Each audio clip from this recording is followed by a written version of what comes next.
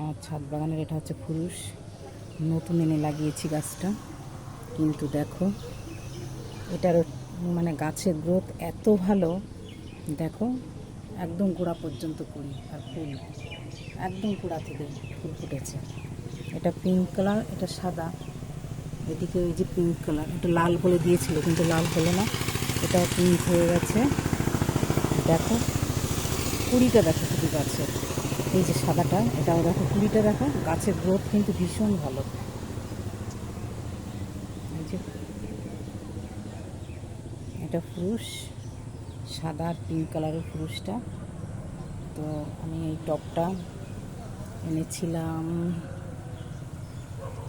নার্সারির থেকে, রানাঘাট থেকে আমি টবটা এনেছিলাম। টবটার দাম অনেক নিয়ে নিয়েছে, মনে হচ্ছে একটু বেশি নিয়ে নিয়েছে, 250 টাকা নিয়ে নিয়েছে আমার কাছ থেকে। 280 টাকা চেয়েছিল, 250 টাকা দিয়ে এনেছি। তো যাই হোক, আমার সার্থক, যেহেতু মানে টবের সঙ্গে গাছটা এত সুন্দর সুন্দর লাগছে এত।